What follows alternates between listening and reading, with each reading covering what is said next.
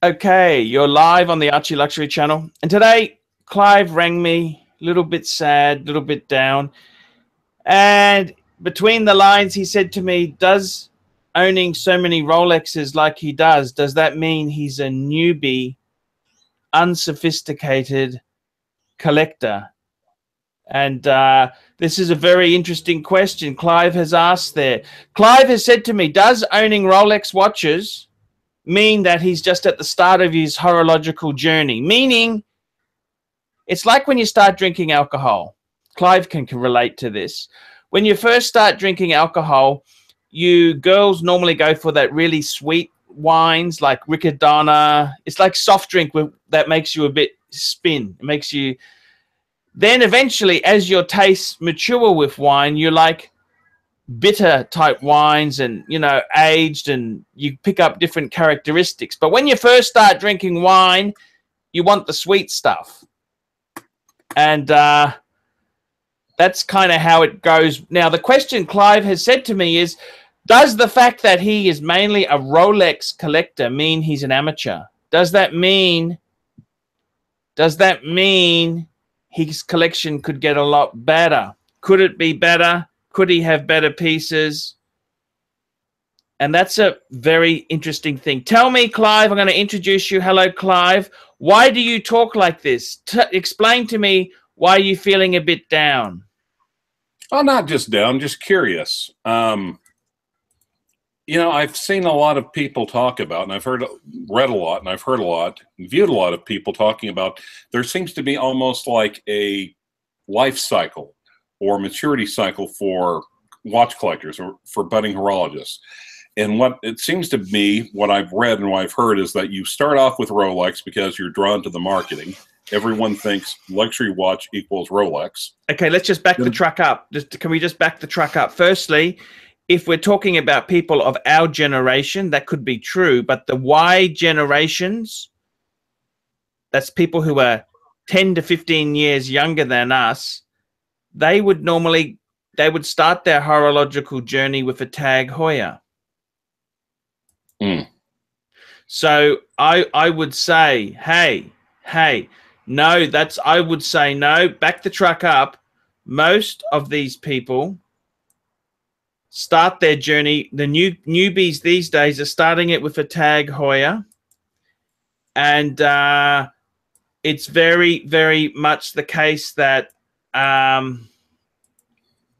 then they go onto the forums, and then they themselves there, eventually all roads lead to Rolex. All roads lead to Rolex.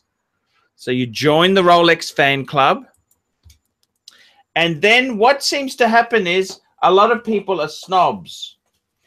And I was saying to Clive, a lot of watch collectors, true Weises, are not nice people. They are very nasty pieces. And they always put Rolex down. And the honest truth is, Rolex is not the finest watch money can buy. Rolex is not the greatest diver. It's not the greatest this. It's not the greatest that. But all in all, if you had to go to a desert island, you're marooned on a desert island, it would probably be a Rolex you'd choose to take. Because how many watches? Basically, the entire Oyster range is waterproof. The Cellini is more of a fashion line. That never really went that well. But it is such a great line. These are tool watches as opposed to watches for tools. See, purists, the Panaristas out there, you got the IWC fanboys. They will tell you why an IWC is far superior to any Rolex. The Panaristas will tell you why it's better. But at the end of the day, Rolex is a super brand. In fact, they said to Terry Stern, what watch company do you admire? That's the owner. That's the family that owns Patek. And he said Rolex.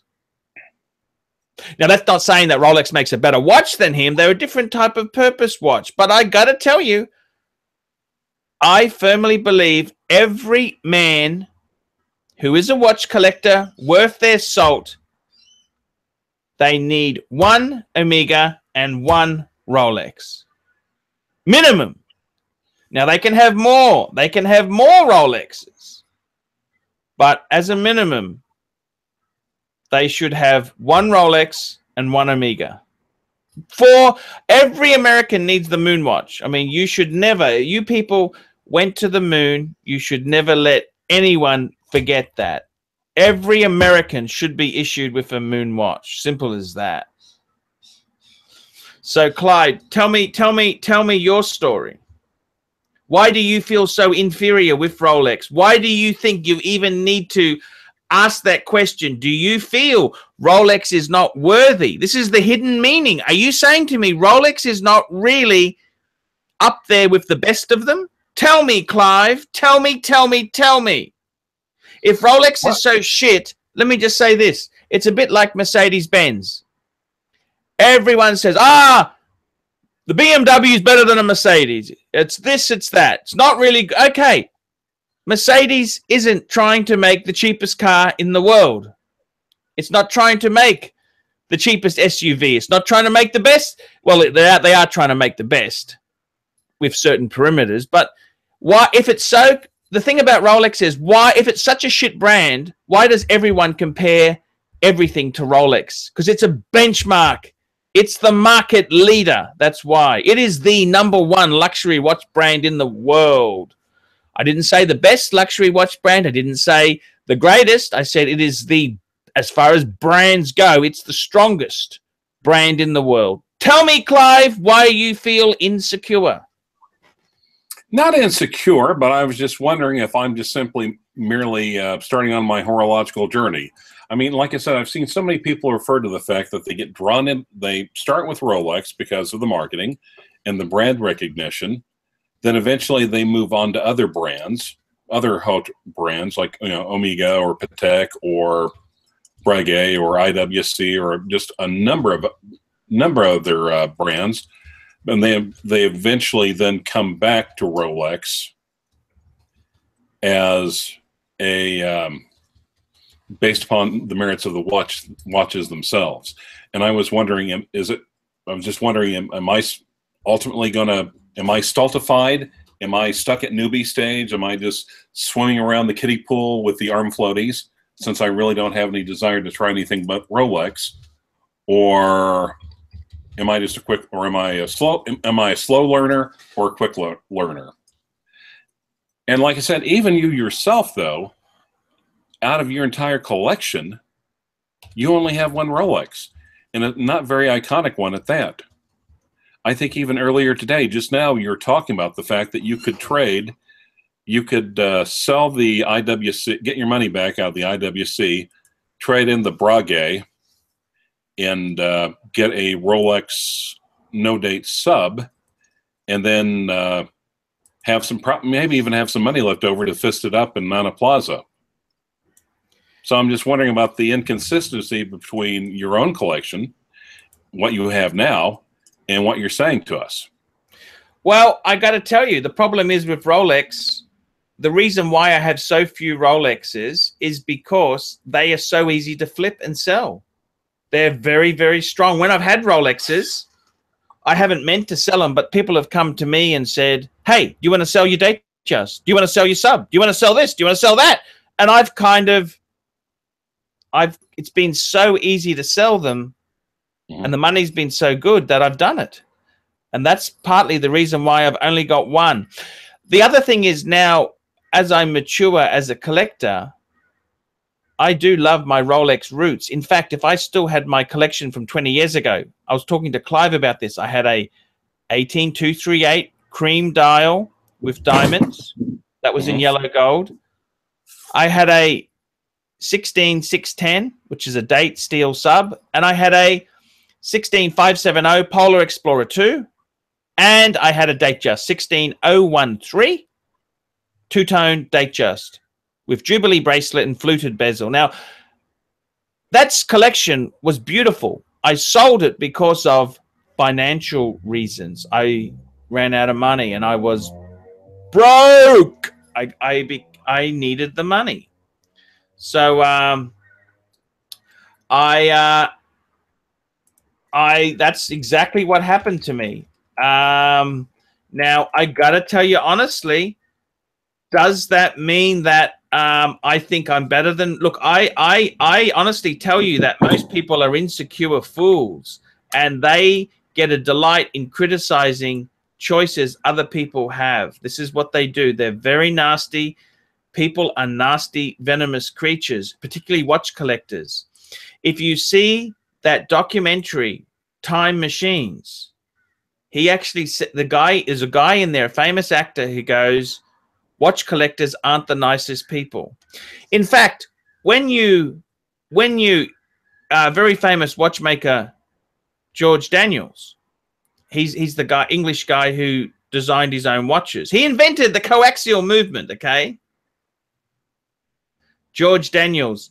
He said watchmaking is such a horrible industry. He said when you design something or do something, people look at it with a loupe. They're not looking at it with a loupe to say what a great job you're doing. They're trying to pick fault with your work. This is George Daniels, the greatest one of the greatest modern watchmakers of all time. And just hang on 1 minute, Clive. Okay, but you're saying that's not normal people. Those are fruits with the loupes.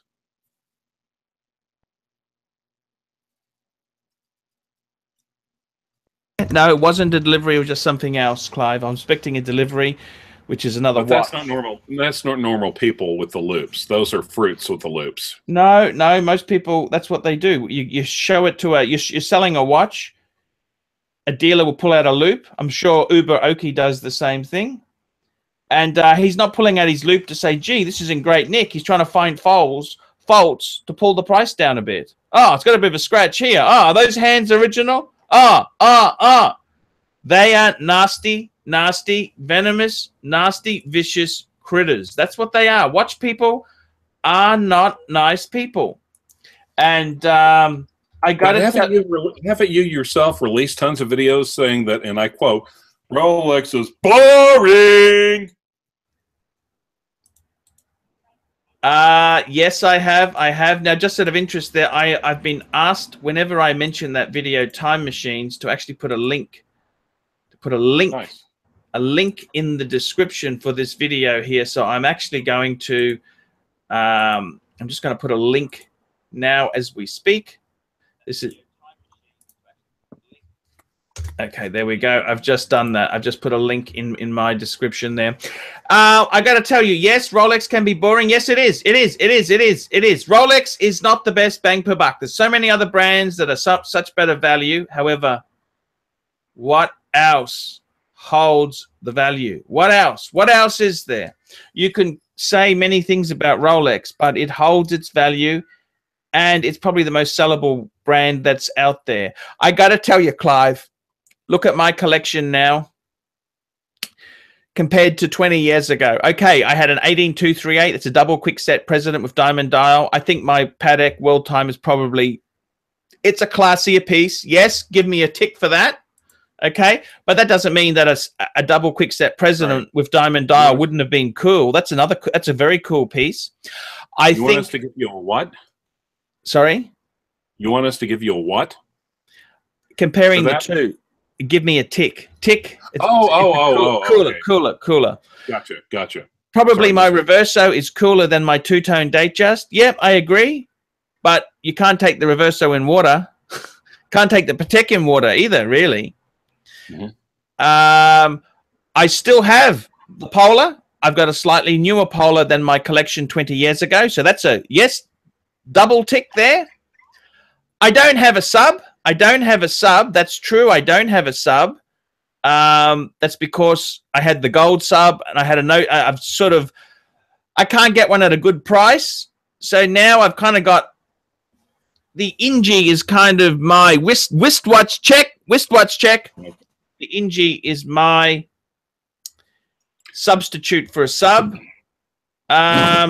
So I gotta tell you, I honestly think if you want to add a bit of sophistication to your collection, Clive, buy a reverso. A reverso says you know your stuff. You've already got the PAM that says you're a insane collector. I would never be pulled down by it. You know, don't ever let someone else tell you what you should or shouldn't love. These are your choices. And I think Rolex is very, very, it's a great brand. I love Rolex to death. I love Rolex. You've got some really interesting vintagey pieces there. I admit, when you see someone who's got all new pieces, yeah, you know, that tends to say, well, they just got a lot of money. But I got to tell you the truth there. There's nothing you could buy new. There's not many brands in this world you could buy new and hope to get some of your money back. You go and buy IWC new, ooh, you can do your shirt. You buy Panerai's gone very soft now. It's gone soft. Omega, I just can't believe this. This is the biggest shock I've had, is that grey market dealers are dumping stock. Even they're dumping the Moonwatch. And I really do think there that Rolex is really king. And you should never be ashamed to have Rolexes in your collection. They're great. You've got vintage Rolex. You've got those 2 gold pieces. You've got nice sports watches. You've even got 3 vintage. Three vintage? 3 gold pieces. Yes, actually 3 vintage gold too. That's right. It's an 18. Yeah, sorry, you're right. Look, you've got some wonderful things there. Rolex is what I would do if I were you, Clive. I would start buying as many Rolex books as you can. I don't know if you know this. I'm just going to move this camera. Have a look at my bookshelf over here, Clive. You need to get some literature on watches. That's what you need to get, Clive. Okay. You need to get some. Just having a look here. See my bookshelves? See the bookshelf? I've got a lot of books on Rolex. See that there? Rolex. You need to get some books. You need to learn more of the history. Forget these other dog brands, Clive. You can't collect everything in this world. I would get some books on Rolex. That's what I would be doing. I'm telling you now. That's what I'd do if I were you, Clive. I'd be getting some really good books on Rolex, and I'd be enjoying my collection more. I wouldn't be listening to fellow watch collectors to tell you what to love and not to love. There's no, if I had to put my money into stuff, I tell you honestly, look at my collection. The Patek is extremely hard to sell. Not because it's a bad watch. Patek is a great brand. Because it's so expensive. That's a $22,000 to $25,000 US watch. Very hard to shift anything over $15,000, okay? Right. The Reverso, that's a fantastic piece, but they've gone a bit soft. When I bought that, I could have bought a two-tone bluesy. The two-tone bluesy is worth more than the Reverso, 10 to 15% more. When I bought it, they were the same on the used market. My Breguet, never buy Breguet new. You wouldn't want to buy Breguet new, particularly the Type 20. You'd want to buy that on the used market. That's a great watch, beautiful watch. Unless you're, of course, you're an Asian midget. Sorry? Unless you're an Asian midget. You still definitely shouldn't buy it new. Definitely do not buy Breguet new. The IWC, I love my IWC, but that was a $10,000 watch. Geez, you'd be disappointed if you bought that new. That's really depreciated. How much did you get it for? I got about four US. Low fours. That's why I got my Note 8 sub 4. Yeah. But that was a good buy. That was a good buy. You know, that was good buying. You can't always get them like that. It is what it is. But Can I point out one thing from the comments? Sure. Sucker hard! No worries. Gee, that was loud. So I got to tell you, in all honesty, there, Rolex is only for newbie amateurs. No, I don't think they are. They're really cool. And I honestly, I love the watches in my collection. What I've tried to do now is, you got to understand, I've set a few rules. I mainly want steel. Okay, I like usable watches. And I'm mainly saying one brand per watch, just to give me some variety. Okay, and also the other reason is Rolex isn't great value. Like, because it retains so much of its value, it's not really a good bargain buy. But these IWCs, that's halved its value. That's good bang per buck. You know what I mean? It's good bang per buck. The Breguet is good bang per buck. Even the Omega is great bang per buck. You can buy them from Joma Shop for $33.50. That's amazing. That's amazing. So my view now is, look, I'm experiencing some different flavors, but I could easily. There's many Rolexes I love. I would love to have a bluesy. I want to have some sort of Rolex diver eventually, whether it's a no date sub, ceramic or non-ceramic, pre-ceramic, two-tone. I love Rolex divers. They're fantastic. Let me put it this way. Let me ask a quick question. Now, keep in mind, I'm no Ariel Adams, but if there is one Rolex watch, if you were to tell people, do not sell this under any circumstances, and just one, what would it be? Well, when you say, you mean you're buying it new or you're buying it used, or what? No, what are you? Say, if you've got one of these, if you've already owned one of the, if you have one of these in your collection, do not sell it under any circumstances, period. Just one. I'd have to say Steel Daytona would probably fit that. I've never owned a Steel Daytona, but it's, I reckon that is a watch you could have for life. Steel Daytona. So just because, if you like Rolex, you're saying there's no shame in staying in Rolex. Definitely not. Smart money stays with Rolex. What else can smart money do when it comes to purchasing advice for watches? They can come and contact ArchieLuxury. That's what they can do. I'll try and guide them. But people don't seem to want to pay anymore. Everyone lives in this world now. They want free advice, free information. Well, I mean, and to be honest, and I was also kind of wondering if you were giving me the advice because you were the one who personally stewarded me through my horological journey. Yes. People ask, how did we meet? And it was simply because I would pay you money for advice. Watch advice. Should I buy this? Should I buy that? And you would say, no, don't get that one because gold-filled, for instance. Or don't get that. Yes, don't get this. Right. Yeah. So, yeah. I don't regret any of the money. I don't regret any of the money I spent. I mean, I spent getting your purchasing advice. And actually, I'd suggest others do the same, especially if you're new, if you're a little insecure or would like a better grasp of what you're doing. I really loved Rolex. You know, years ago, that was the brand I had there. I mean, look, I like these other flavors. I love my Reverso. But I'll be honest with you. The Reverso hasn't... let's just have a quick look at my collection there. The World Time, they've depreciated. You know, mine is probably worth half of what the new model is. So they are a good buy.